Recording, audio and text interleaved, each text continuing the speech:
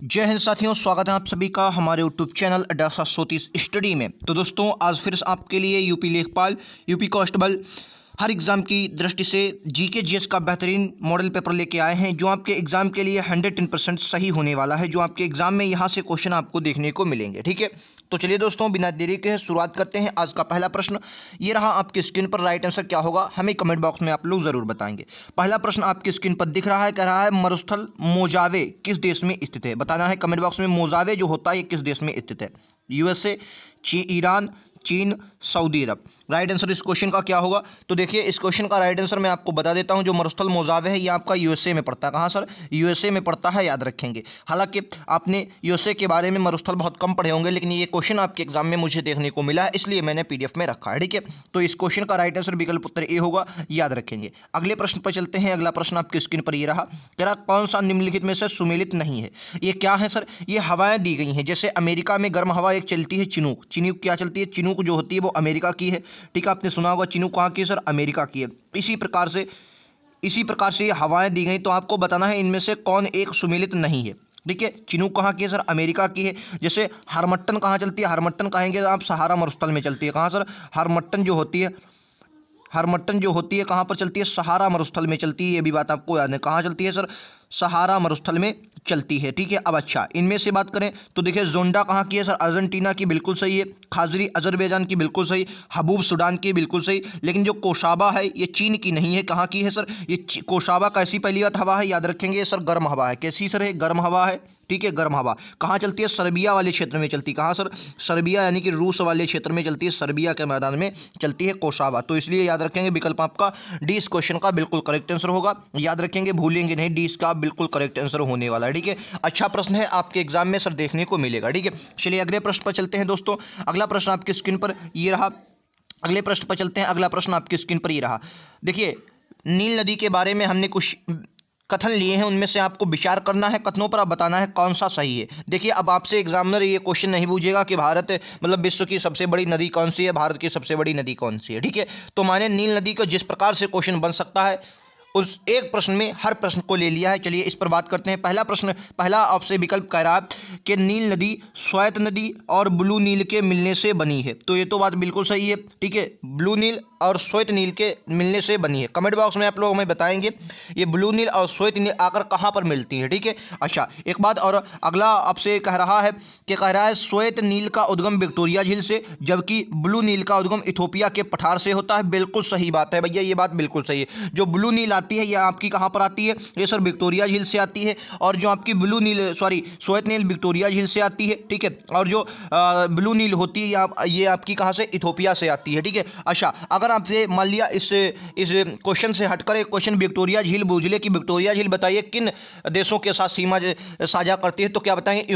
Uganda, Kenya और Tanzania. UKT याद रखेंगे, यू के और टी। यू से मतलब युगांडा, के से केन्या और टी से तंजानिया। इन 3 देशों से ये विक्टोरिया झील सीमा साझा करती है, जिससे कौन सी नदी सर? श्वेत नील निकलती है, याद रखेंगे। ठीक है, अच्छा अगला देखते हैं। अगला देखिए, ये बात कह भी दी गई है कि ब्लू नील उत्तरी सूडान की राजधानी खार्तूम के समीप श्वेत नील में मिल जाने के बाद नील नदी कहलाती है। ठीक है, तो उपरोक्त में से कौन सा सही? तो भैया ये तीनों सही हैं आपके। ठीक है, ये तीनों सही है, ये बात आपको याद रखनी है। ठीक है, तो कहाँ से सर याद रखेंगे? ये कहाँ पर? ये खार्तूम में मिलती हैं, जो कि सूडान, उत्तरी सूडान की राजधानी है। ठीक है, याद रखेंगे उत्तरी सूडान की राजधानी कौन सर? खार्तूम में ये आकर दोनों श्वेत नदी और नील नदी मिलती हैं। ठीक है, अच्छा तो इस क्वेश्चन का राइट आंसर क्या होगा सर? विकल्प उत्तर डी होगा। तीनों सही हो जाएंगे आपके। एक और बात मैं आपको बता देता हूँ, ये जो नदी है ये सर कहाँ पर?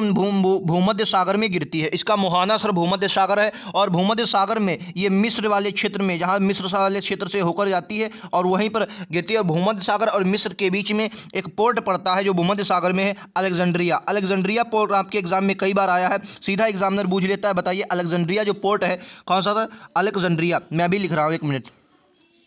अलेक्जेंड्रिया ये आपसे पोर्ट पूछा गया है, बताना है कहाँ का। तो आपको याद है मिस्र में ये पड़ता है अलेक्जेंड्रिया, और कहाँ का पोर्ट है? नील नदी पर पड़ता है। सीधा क्वेश्चन पूछा है अलेक्जेंड्रिया किस नदी पर है? सर नील नदी पर, याद रखेंगे। तो पूरा का पूरा हमने देख लिया। चलिए एक और अगला प्रश्न देखते हैं। अगला प्रश्न आपकी स्क्रीन पर ये रहा, बहुत अच्छा ये भी प्रश्न है, इस पर भी आपको कथनों पर विचार करने हैं। यानी कि मैं आपको ये क्वेश्चन से लगभग 3-4 क्वेश्चन करवा रहा हूँ। पहला प्रश्न कह रहा है कि अकबर ने 1562 में युद्ध बंदियों को दास बनाए जाने पर रोक लगा दी। 1562 में, ये क्वेश्चन भाई साहब गलत है, ये गलत है, ये बात गलत कही कि 1562 में युद्ध बंदियों को दास बनाए जाने पर रोक लगा दी थी, ये बात गलत है। अगला प्रश्न कह रहा है कि 1563 में तीर्थ यात्रा कर की समाप्ति की थी। 1563 में, ये 1563 में, ठीक है। अगला ऑप्शन क्या कह रहा है? अगला ऑप्शन कह रहा है आपसे, अगला ऑप्शन कह रहा है कि 1564 में जजिया कर, हाँ ये दोनों बातें सही है, क्योंकि 1563 में उसने तीर्थ यात्रा कर को हटाया था और 1564 में जजिया कर को लगाया था, इसलिए विकल्प उत्तर आपका सी हो जाएगा, यानी कि 1 और 3 ये हो जाएगा, ठीक है। 1 और 3 हो जाएंगे, याद रखेंगे। एक मिनट दोस्तों, ये भी आपका कथन सही है। अकबर ने 1562 में ही क्या किया था? युद्धबंदियों को दास बनाने की प्रथा समाप्त की थी, तो ये भी बात आपकी सही है। मुझसे कुछ गलती हुई तो इसलिए माफ़ी चाहूँगा, ये भी बात आपकी सही है। और बाकी ये 1563 में, ये तो आपने रट रखा हुआ, तीर्थ यात्रा की समाप्ति की थी, और रजिया कर 1564 में, तो इसलिए इसके तीनों सही हो जाएंगे। विकल्प उत्तर डी इस क्वेश्चन का होगा, ठीक है। डी इस क्वेश्चन का बिल्कुल करेक्ट आंसर होगा। माफ़ी चाहेंगे गलती के लिए, ठीक है। डी इस क्वेश्चन का बिल्कुल करेक्ट आंसर है, ठीक है। अगले प्रश्न पर चलते हैं। अगला प्रश्न बहुत ही बेहतरीन प्रश्न है, साइंस का क्वेश्चन है। कह रहा है इंसुलिन प्राप्त किया जाता है, बताना इंसुलिन जो होता है ये किससे प्राप्त किया जाता है? अदरक के प्रकंद से, बालसम पुष्प से, या दहलियों की जड़ से, आलू के कंद से? बताइए इंसुलिन प्राप्त किया जाता है। देखो 1-2 क्वेश्चन तो आपको साइंस को मिलेंगे, मैं तो कह रहा हूँ 3 से 4 क्वेश्चन आपको साइंस के मिलेंगे। कहाँ? आपके किसी भी एग्जाम में, चाहे कांस्टेबल दे चाहे लेखपाल में दे, ठीक है। चलिए इस क्वेश्चन का राइट आंसर सर दहलियों की जड़ों से, दहलियों की जड़ों से क्या सर? इंसुलिन प्राप्त किया जाता है, याद रखेंगे। अच्छा प्रश्न है। अगले प्रश्न पर दोस्तों चलते हैं। अगला प्रश्न आपकी स्क्रीन पर ये रहा, कि रहा छोटा, सबसे छोटा जीव जो स्वयं विकास एवं प्रजनन करने में समर्थ है। क्वेश्चन का राइट आंसर क्या होगा? विषाणु, माइकोप्लाज्मा, जीवाणु, या बैक्टीरियोफेज? क्वेश्चन का राइट आंसर क्या होगा? बताइए। सबसे छोटा जीव जो स्वयं विकास एवं प्रजनन करने में समर्थ है, क्वेश्चन का राइट आंसर क्या होगा? जल्दी बताएंगे। राइट आंसर सर क्वेश्चन का विकल्प उत्तर सी होगा, माइकोप्लाज्मा। माइकोप्लाज्मा जो होता है ये स्वयं में क्या करता है? ये स्वयं जो होता है स्वयं विकास एवं प्रजनन करने में समर्थ होता है, याद रखेंगे। इस क्वेश्चन का राइट आंसर सी हो जाएगा। सी इस क्वेश्चन का बिल्कुल करेक्ट आंसर होने वाला है, याद रखेंगे। अच्छा प्रश्न है, आपके एग्जाम में पूछ लिया जाएगा। अगले प्रश्न पर चलते हैं। अगला प्रश्न आपकी स्क्रीन पर ये रहा, कह रहा है बताना है निम्नलिखित में से धरकरी संप्रदाय का प्रमुख संत माना जाता है। बोलेंगे धरकरी संप्रदाय का प्रमुख संत किसे माना है? तुकाराम, रामदेव, नामदेव, शंकरदेव? क्या होगा राइट आंसर? बताइए। तो इस क्वेश्चन का राइट आंसर बता देता हूं, विकल्प उत्तर बी होगा। जो रामदास होते हैं, ये रामदास जो है धरकरी संप्रदाय के प्रमुख संत माना जाता है, याद रखेंगे। बी इस क्वेश्चन का बिल्कुल करेक्ट आंसर होने वाला है, याद रखिए। अच्छा प्रश्न है, आपके एग्जाम में देखने को मिल सकता है, ठीक है। चलिए अगले प्रश्न पर चलते हैं। अगला प्रश्न आपकी स्क्रीन पर ये रहा, कह रहा है जनगणना 2011 के अंतिम आंकड़ों के अनुसार उत्तर प्रदेश से संबंधित निम्न कथनों पर विचार कीजिए, जिस सही उत्तर का चयन कीजिए और कूट में करें। देखिए उत्तर प्रदेश में 2011 की जनगणना के अनुसार जो भी आंकड़े आए हैं उससे आपको क्वेश्चन पूछ सकता है एग्जाम में, तो उसी प्रकार से मैंने क्वेश्चन लिया है। तो इसमें आपको बताना है कौन सा सही हो जाएगा। पहला कह रहा है आपसे कि क्षेत्रफल में यह भारत का चौथा बड़ा राज्य है। क्षेत्रफल में भारत का यह चौथा बड़ा राज्य है, ठीक, चौथा बड़ा राज्य, ये बात कही गई है। चौथा बड़ा राज्य। देश की जनसंख्या में इसका 16.5% योगदान है। अगली बात कही गई, यह इसका यौन अनुपात राष्ट्रीय औसत से अधिक है। इसकी साक्षरता दर राष्ट्रीय औसत से अधिक है। बताइए राइट आंसर क्या? इसकी जो साक्षरता दर है वो राष्ट्रीय औसत से अधिक है, और जो इसका यौन अनुपात है वो राष्ट्रीय औसत से अधिक है। बताना है राइट आंसर। चलिए इस क्वेश्चन का राइट आंसर क्या होगा? देखिए दोस्तों, यह क्वेश्चन जो है इसमें भारत का चौथा बड़ा राज्य है, बिल्कुल सही है, तो बात है। देश की जनसंख्या में इसका 16.5% योगदान है, बिल्कुल सही बात है, ठीक है, बिल्कुल सही है। यह यौन अनुपात राष्ट्रीय औसत से अधिक है, ये बात इसकी गलत है। ये इसकी साक्षरता दर राष्ट्रीय औसत से अधिक है। साक्षरता दर राष्ट्रीय औसत से अधिक है। साक्षरता दर राष्ट्रीय औसत से अधिक है। ये इसमें मुझे कन्फ्यूजन लग रहा है दोस्तों, इसको आप देख लेंगे, ठीक है, इसको आप देख लेंगे, इसमें मुझे कन्फ्यूजन लग रहा है, वरना मैं आपको कमेंट बॉक्स में ज़रूर बता दूंगा, ठीक है। फिलहाल ये दो तो क्लियर है, ये दो क्लियर है, ठीक है, ये दो क्लियर है। इसमें मुझे कन्फ्यूजन लग रहा है, फिर मैं आपको ज़रूर बताऊंगा, ठीक है। चलिए अगले प्रश्न पर देख लेते हैं। अगला प्रश्न क्या कह रहा है आपका स्क्रीन पर? बताइए, कह रहा खाद्य श्रृंखला में मानव क्या है? खाद्य श्रृंखला इन्वायरमेंट में आपने पढ़ा होगा, 10% का नियम जो होता है उसी के अनुसार खाद्य श्रृंखला बनी होती है, जिसमें उत्पादक, उपभोक्ता, अपघटक ये इस प्रकार से होते हैं। प्राथमिक उपभोक्ता, द्वितीयक उपभोक्ता, तृतीयक उपभोक्ता। तो आपको बताना है खाद्य श्रृंखला में मानव क्या है? एक निर्माता होता है, केवल प्राथमिक उपभोक्ता, केवल द्वितीयक उपभोक्ता, या प्राथमिक एवं द्वितीयक उपभोक्ता दोनों। देखिए इस क्वेश्चन का राइट आंसर विकल्प उत्तर दोस्तों डी होगा, यानी कि जो मनुष्य होता है प्राथमिक और द्वितीयक उपभोक्ता दोनों होता है, याद रखेंगे, ठीक है।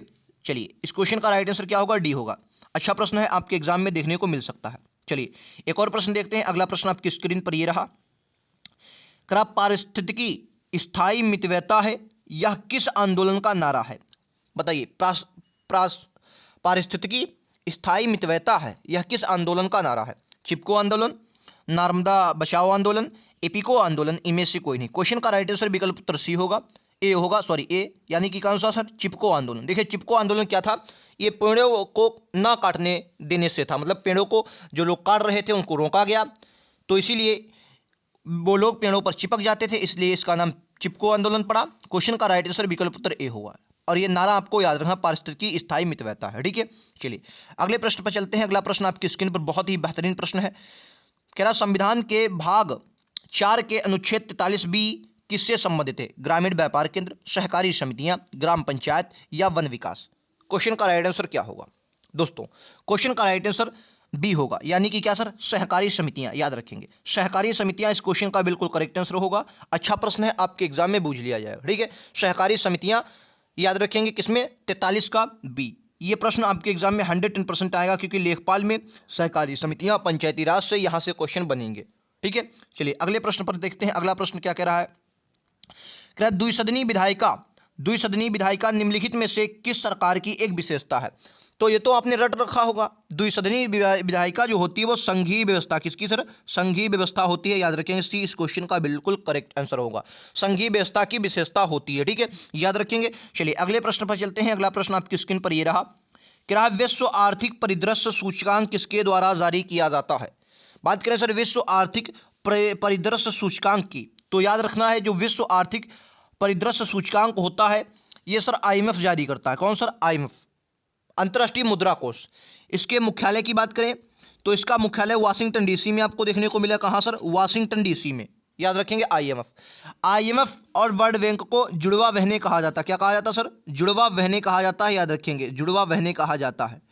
ठीक है, और वर्ल्ड बैंक का भी मुख्यालय कहाँ पर है? वाशिंगटन डीसी में ही है। ठीक है, याद रखेंगे। अच्छा, अगले प्रश्न पर चलते हैं। अगला प्रश्न आपकी स्क्रीन पर यह रहा। राइट आंसर क्या होगा? क्या केंद्रीय रेशम बोर्ड कहां पर स्थित है? बोलेंगे, अच्छा प्रश्न, ये भी आपके एग्जाम में देखने को मिलेगा।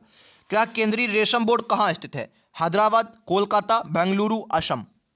क्वेश्चन का राइट आंसर विकल्प उत्तर सी होगा। कहां सर? बेंगलुरु में स्थित है। याद रखेंगे, कहां सर? बेंगलुरु में स्थित है केंद्रीय रेशम बोर्ड। कहां स्थित है? बेंगलुरु में स्थित है। सी इस क्वेश्चन का बिल्कुल और बिल्कुल करेक्ट आंसर है। ठीक है, चलिए एक और प्रश्न देखते हैं आपकी स्क्रीन पर। यह रहा, राइट आंसर क्या होगा? क्या रहा है, बताना है। सुरक्षा का अधिकार, सूचना का अधिकार, सुरक्षा का अधिकार, सूचना का अधिकार, चुनने का अधिकार, सुनने का अधिकार और निवारण का अधिकार निम्नलिखित में से किसके आवश्यक घटक हैं? ये जो घटक हैं ये किसके हैं? मौलिक अधिकार के हैं, उपभोक्ता संरक्षण अधिनियम के हैं, अनिवार्य वस्तु अधिनियम के हैं, भ्रष्टाचार निरोधक अधिनियम के हैं। क्या होगा क्वेश्चन का राइट आंसर, बताएंगे आप लोग। ये प्रश्न भी आपके एग्जाम में कहीं ना कहीं आपको देखने को मिलेगा। क्वेश्चन का राइट आंसर विकल्प उत्तर बी होगा। ठीक है, उपभोक्ता संरक्षण। याद रखेंगे, ठीक है, बी इस क्वेश्चन का बिल्कुल करेक्ट आंसर है। उपभोक्ता संरक्षण अधिनियम का है, याद रखेंगे, बी इसका बिल्कुल करेक्ट आंसर है। फिर से देख लेते हैं कौन कौन सा। सुरक्षा का अधिकार, सूचना का अधिकार, चुनने का अधिकार, सुनने का अधिकार और निवारण का अधिकार। ये बहुत ही बेहतरीन प्रश्न है, याद रखेंगे। एक और प्रश्न देखते हैं। अगला प्रश्न आपकी स्क्रीन पर ये रहा। राइट आंसर क्वेश्चन का क्या होगा? कह रहा है भारत के संविधान के अनुसार निम्नलिखित अनुच्छेदों में से सार्वभौमिक वयस्क मताधिकार स्थापित किया गया। बोलेंगे, जो सार्वभौमिक वयस्क मताधिकार रहता है ये किसमें स्थापित किया गया? 324, 323, 324, 325, 326। क्वेश्चन का राइट आंसर क्या होगा? बोलेंगे कमेंट बॉक्स में। सार्वभौमिक वयस्क मताधिकार, क्वेश्चन का राइट आंसर क्या होगा? बताइए, क्वेश्चन का राइट आंसर क्या होगा? बताइए जल्दी से। याद रखेंगे, इस क्वेश्चन का राइट आंसर विकल्प डी होगा। कितना सर? 326। 326 जो होता है इस क्वेश्चन का बिल्कुल करेक्ट आंसर होगा। 326 में सार्वभौमिक वयस्क मताधिकार स्थापित किया गया है, याद रखेंगे। अच्छा प्रश्न है। एक और प्रश्न देखते हैं। अगला प्रश्न आपकी स्क्रीन पर ये रहा। क्या फूलों की घाटी कहाँ स्थित है? तो फूलों की घाटी आपने पढ़ा होगा। कहाँ सर? उत्तराखंड में स्थित है। याद रखेंगे, इसको तो भूलेंगे नहीं। केरल में साइलेंट वैली, शांत घाटी, सबसे ज्यादा जैव विविधता पाई जाती है केरल में, शांत घाटी। अगला प्रश्न क्या रहा है?